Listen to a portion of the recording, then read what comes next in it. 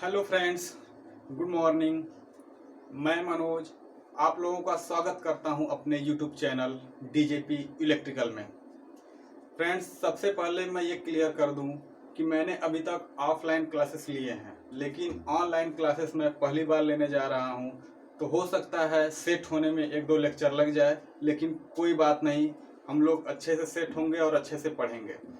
मैं अपने चैनल के बारे में सबसे पहले आपको बताना चाहूँगा कि ये चैनल उन स्टूडेंट्स के लिए काफ़ी हेल्पफुल है जो इस समय अभी पॉलिटेक्निक कर रहे हैं।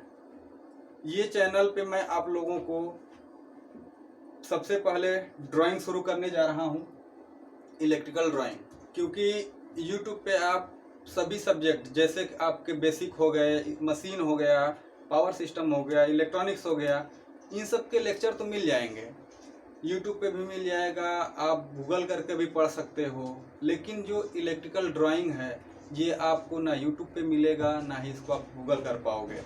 बहुत सारे स्टूडेंट्स काफ़ी परेशान रहते हैं कि मेरा ड्राइंग कमज़ोर है, ड्राइंग का लेक्चर नहीं मिल पाता। बहुत सारे कॉलेजेस ऐसे हैं जहाँ पे ड्राइंग के टीचर ही नहीं हैं, कहीं पे ड्राइंग के टीचर हैं तो बच्चे पढ़ नहीं पा रहे हैं, कोई समस्या हो रही है।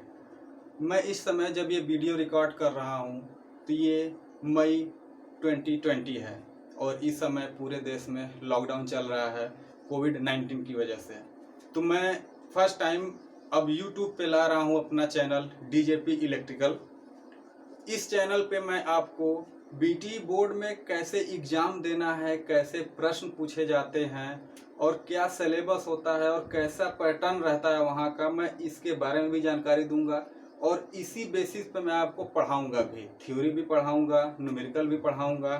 और एग्ज़ाम में आप कैसे आंसर को लिख के आओगे ये भी बताऊंगा। क्योंकि मैं आप लोगों के लिए टेक्निकल चैनल तो है, लेकिन कंपटीशन लेवल पे जो ट्रिक्स होते हैं, शॉर्टकट होते हैं, मैं उनको नहीं लाया हूँ। मैं टोटली आप लोगों के लिए ये बोर्ड एग्ज़ाम के बेस पे चैनल लेके आया हूँ, जिस पे आपको बीटी बोर्ड में क्या पढ़ना है, क्या लिखना है, कैसे अच्छे मार्क्स लाने हैं, मैं इस पे बातें करूँगा। मैं कंपटीशन लेवल की कोई बात नहीं करूँगा यहाँ पे, ठीक है।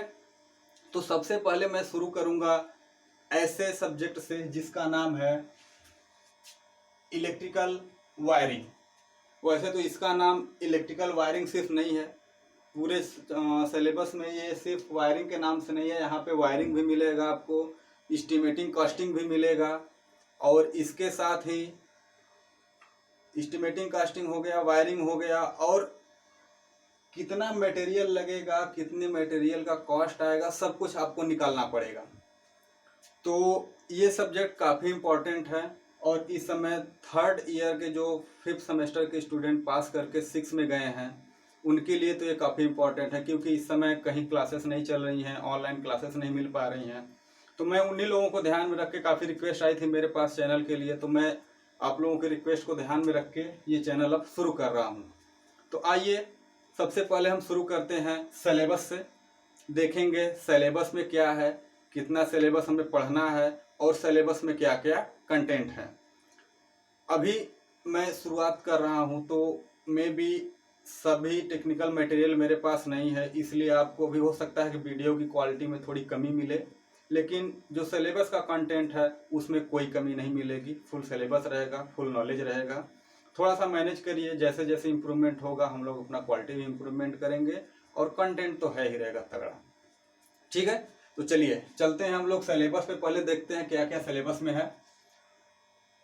सबसे पहले principle of estimating and costing.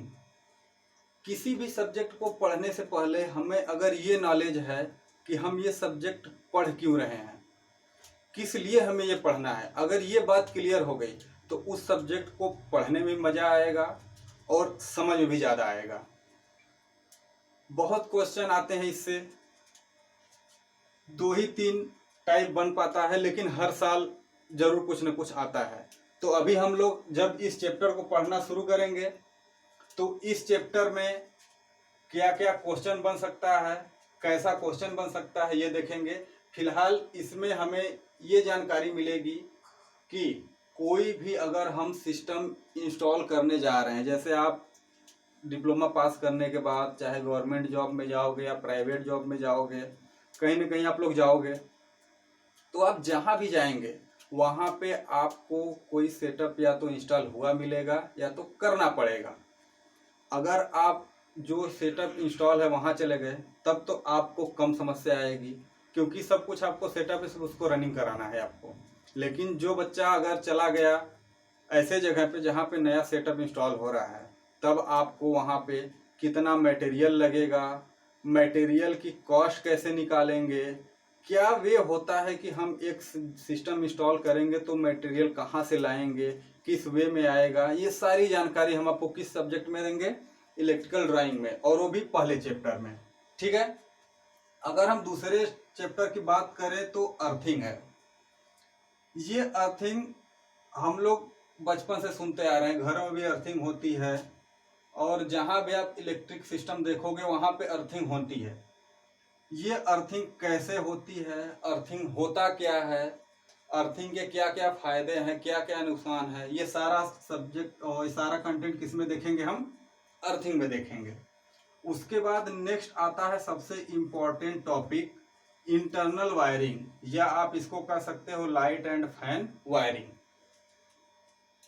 Friends, इसमें हम कोई भी जो 15 एम्पियर यानी पावर जिसको हम बोलते हैं हाई पावर, उसको छोड़ के, जैसे आप घरों में इंस्टॉल कर रहे हो, लाइट इंस्टॉल कर रहे हो, फैन इंस्टॉल कर रहे हो, या फिर कोई भी इवेंट टीवी हो गया, पंखा हो गया, ये सब चीज़ें किस में है, ये इंटरनल वायरिंग में है। सिंपल सा ये है कि आपको एक किसी घर की वायरिंग करनी है। अब वो एक घर रूम भी हो सकता है, वो घर 4 रूम का भी हो सकता है, और पूरा फ्लैट भी हो सकता है। तो उस घर की वायरिंग में क्या मटेरियल लगेगा, कितना लगेगा, कैसे वायरिंग होती है, ये सारा चीज़ हम किस में देखेंगे, लाइट एंड फैन वायरिंग में। उसके आगे चलते हैं पावर वायरिंग। चूंकि इलेक्ट्रिक का कंजम्पशन सिर्फ लाइट एंड फैन में नहीं होता, उसके अतिरिक्त घरों में आप देखे होंगे हीटर चलता है, प्रेस चलता है, गीजर चलता है, मोटरें चलती हैं, बहुत सारे ऐसे मटेरियल जो हाई पावर कंज्यूम करते हैं।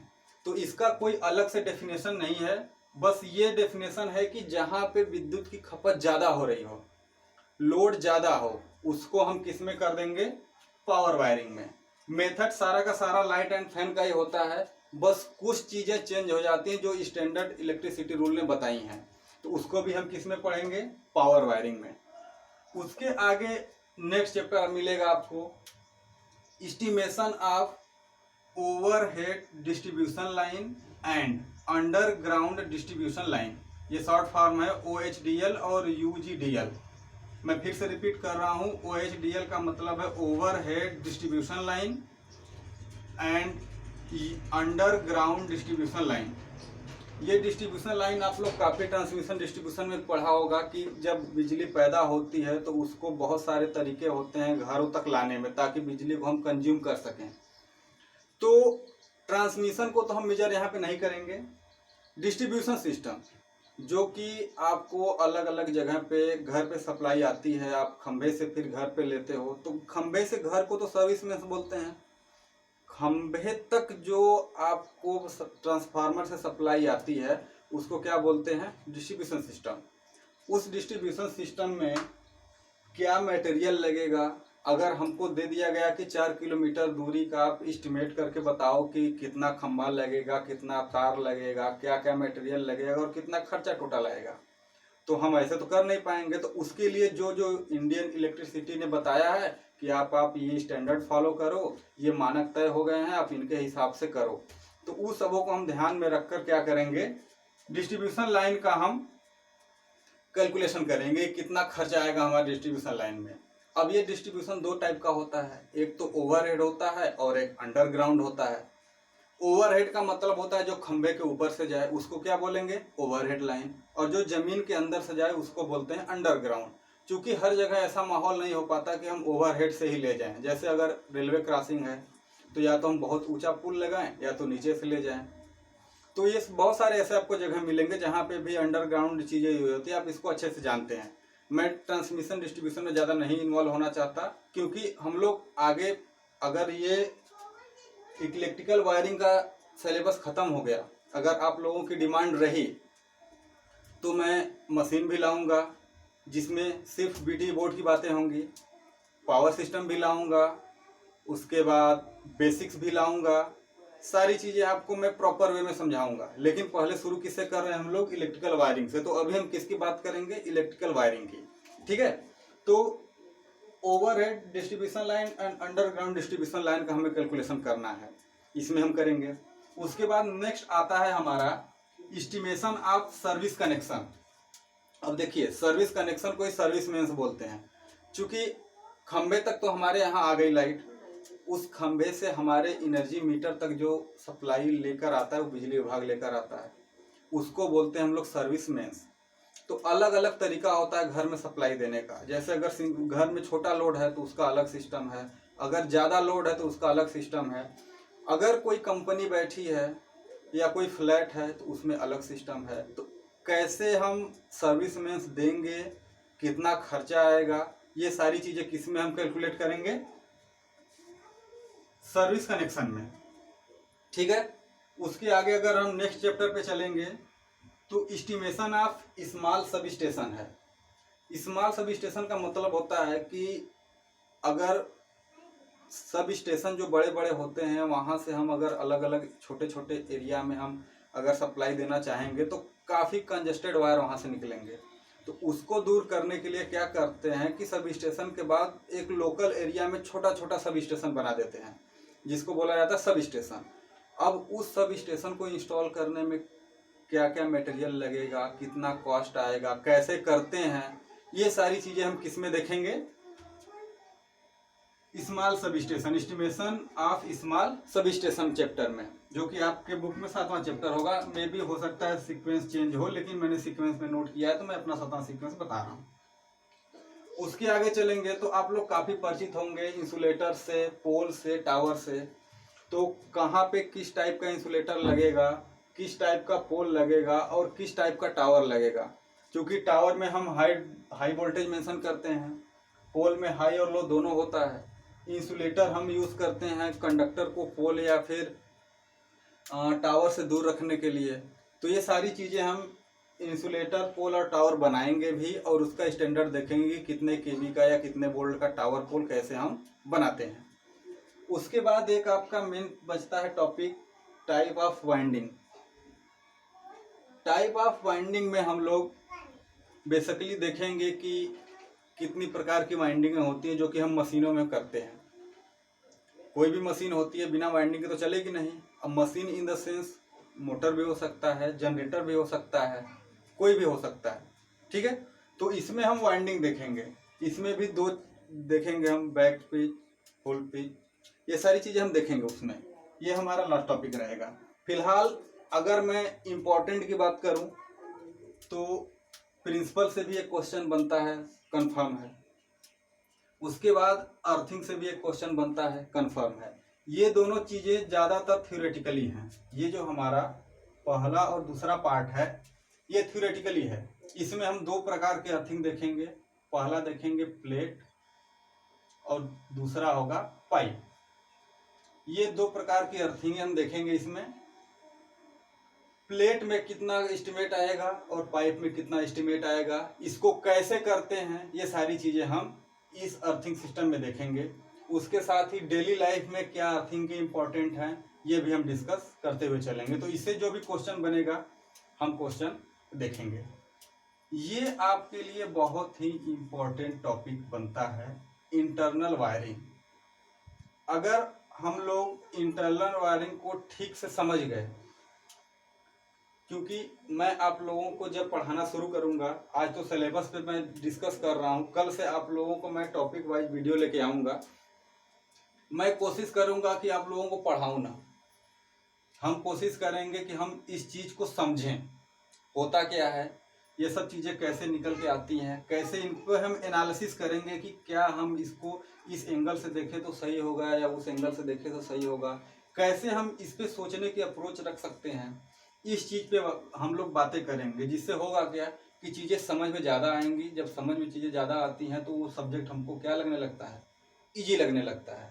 तो काफ़ी इंटरेस्टिंग रहेगा ये चैप्टर। क्योंकि अगर इलेक्ट्रिकल की बात करें तो आप कोई भी सब्जेक्ट पढ़ लो, डेली लाइफ में उससे कम आप रिलेट कर पाओगे, क्योंकि दिन पर दिन चीज़ें एडवांस होती जा रही हैं। आप जो चीज़ें पढ़ के जाओगे हो सकता है आपको इंडस्ट्री में मिले ही नहीं, लेकिन ये जो सिस्टम है, आप कितना हो चीज़ें स्मार्ट बना लो, स्टैंडर्ड बना लो, लेकिन ये जो है ये जस का तस रहेगा। इसलिए ये जो इलेक्ट्रिकल का जान है, इलेक्ट्रिकल की जड़ है ये वायरिंग। अगर जिसको इलेक्ट्रिकल की वायरिंग आ गई और उस वायरिंग में आप सिर्फ अगर इंटरनल वायरिंग भी ठीक से समझ गए तो आपकी आधी ड्राइंग कंप्लीट हो जाएगी। और अगर 70 नंबर का आपका पेपर हो रहा है, उस 70 नंबर में आप सिर्फ इन तीनों चैप्टर से ही कम से कम 30 नंबर के कर पाओगे आप क्वेश्चन। आप पासिंग मार्क्स से भी ज़्यादा सिर्फ इन्हीं चैप्टरों से ला सकोगे। लेकिन हमारा अप्रोच ये रहेगा कि हम सभी चैप्टर को अच्छे से पढ़ें और सभी चैप्टर पे अपना कमांड रखें। हमें 70 में 30 मार्क्स नहीं लाने हैं, हमको 50 में 50 करना है। अगर 50 में 50 हम अच्छे तरीके से कर गए तो हमको 40, 45 इससे कम नहीं मिलेगा। बहुत डाउन होगा तो 35 होगा। अगर आप 35 लाने का मतलब है आप 70% ला रहे हो। 70% हाँ 70% के आसपास ये होगा। अगर आप इतना बना ले रहे हो तो आपका बीटी बोर्ड में इंटरनल सेशनल सब लेकर कम से कम 80% प्लस बनेगा। तो हम इस चीज़ों पे डिस्कस करते रहेंगे। अभी आगे टाइम मिलेगा जब हम टॉपिक वाइज चलते रहेंगे, तो जहाँ जहाँ जिस टॉपिक से क्वेश्चन बनता है हम लोग देखेंगे। और एक चीज़ इम्पॉर्टेंट, अगर इंटरनल वायरिंग हमको अच्छे से आ गई तो इस इंटरनल वायरिंग के बाद जो पावर वायरिंग है, एस्टिमेशन ऑफ OHDL है, OGDL है, या फिर सर्विस कनेक्शन है या सब स्टेशन है, ये चीज़ें आप अपने आप खुद से करने लगोगे धीरे धीरे। बाकी मैं जितना सपोर्ट करूँगा वो तो है ही, क्योंकि ये बेस है। अगर इंटरनल वायरिंग का बेसिक क्लियर हो गया तो इसी के पैटर्न पे ये भी चलते हैं, बस इनसे रिलेटेड कुछ स्टैंडर्ड चीज़ें बस चेंज हो जाती हैं। तो इसलिए हमारा काफ़ी फोकस रहेगा इंटरनल वायरिंग पे, क्योंकि इससे क्वेश्चन भी बनता है। कभी कभी होता क्या है कि आपको इंटरनल और पावर वायरिंग दोनों मिला के साथ में क्वेश्चन पूछा जाता है, तो हम अलग से इसको पढ़ेंगे, अलग से इसको पढ़ेंगे, फिर उसके बाद क्या करेंगे, दोनों को मिक्स करके क्वेश्चन पढ़ेंगे। ठीक है, दोनों को मिक्स करने के बाद इस बेसिस पे कितने क्वेश्चन बन सकते हैं, कैसे क्वेश्चन बन सकते हैं, मैं आपको उस पर प्रैक्टिस करा दूंगा। इन चैप्टर से क्या क्या क्वेश्चन आते हैं ये मैं आपको डिस्कस करके बता दूंगा। एक और इम्पॉर्टेंट चीज, मैं हर चैप्टर को खत्म होने के बाद आपको इससे रिलेटेड जितने भी इम्पॉर्टेंट क्वेश्चन बनते हैं मैं आपको नोट करा दूंगा। अगर आप उन क्वेश्चन पे प्रैक्टिस कर गए तो आपका बीटी बोर्ड में एक भी क्वेश्चन नहीं इधर उधर जाएगा, सारे क्वेश्चन आप कर पाओगे। ठीक है, तो ये रहा पूरा सिलेबस का डिटेल। मैं आप लोगों से रिक्वेस्ट करूंगा कि ये DJP इलेक्ट्रिकल नाम से मेरा यूट्यूब चैनल है, आप इसको ज्वाइन कर लें। ज्वाइन करने के बाद सब्सक्राइब कर लें, ताकि मैं जब भी वीडियो अपलोड करूं आपके पास एक डिटेल चली जाए, नोटिफिकेशन। अगर बेल आइकन दबा देंगे तो नोटिफिकेशन भी मिलती रहेगी जब जब वीडियो अपलोड होगा। अगर कोई क्वेरी है तो आप DJP इलेक्ट्रिकल से ही टेलीग्राम पे सर्च कर सकते हैं, वहाँ पे आप DJP इलेक्ट्रिकल से जुड़ जाइए। जो कुछ भी होगा मैं पहले तो जब वीडियो अपलोड करूंगा तो उसका लिंक टेलीग्राम पे ही भेज दूंगा, आपको यूट्यूब पे भी खोजने की जरूरत नहीं पड़ेगी। आप टेलीग्राम पे क्लिक करेंगे डायरेक्ट यूट्यूब से ओपन होगा। उसके साथ अभी इसी पे मैं एक डिस्कस का भी ग्रुप बना दूंगा जिसमें आप लोग ज्वाइन हो जाएंगे। डिस्कस ग्रुप में ज्वाइन होने के बाद आपको जब क्लासेस मिलने लगेगी, डेली एक लेक्चर मिलेगा, लगभग हमारा आधे घंटे का एक लेक्चर होगा। कोशिश करेंगे इससे ज़्यादा भी हो, लेकिन जितना हो सकेगा ज़्यादा टाइम हम लोग व्यतीत करेंगे अपने इस टॉपिक को पढ़ने समझने में। कोई भी क्वेरी हो टॉपिक खत्म होने के बाद, कोई भी डाउट आपको रह गया हो, आप तुरंत टेलीग्राम पे मैसेज करिए, आपको मैं रिप्लाई दूंगा एक एक मैसेज का, जो भी क्वेरी हो। ठीक है, तो आप ये टेलीग्राम पे जरूर जुड़ जाइएगा। व्हाट्सएप ग्रुप नहीं है, क्योंकि व्हाट्सएप का धीरे धीरे ट्रेंड जा रहा है। टेलीग्राम काफ़ी परफेक्ट है, क्योंकि इस पर काफ़ी चीज़ें आपको अवेलेबल मिल जाएंगी। ठीक है, तो आप अगर आपके फ़ोन में टेलीग्राम ना हो तो आप टेलीग्राम से जुड़ जाइए, और टेलीग्राम पे हमारा DJP इलेक्ट्रिकल सर्च करके उससे ज्वाइन हो जाइए। अगर यूट्यूब पे ज्वाइन होंगे तो उसका चैनल नेम है DJP इलेक्ट्रिकल। अगर एक से ज़्यादा चैनल मिल रहे हैं तो आप उसमें देखेंगे तो ट्रांसमिशन के टावर लगे हुए हैं पीले कलर में, सूरज डूब रहा है, ऐसा आइकन उस पर है, आप उससे जुड़ जाइएगा। ठीक है, तो आज सिर्फ सिलेबस पे हम लोग बात करते हैं। कल से शुरू करेंगे हम लोग principle of estimating and costing. ठीक है, तब तक के लिए बाय।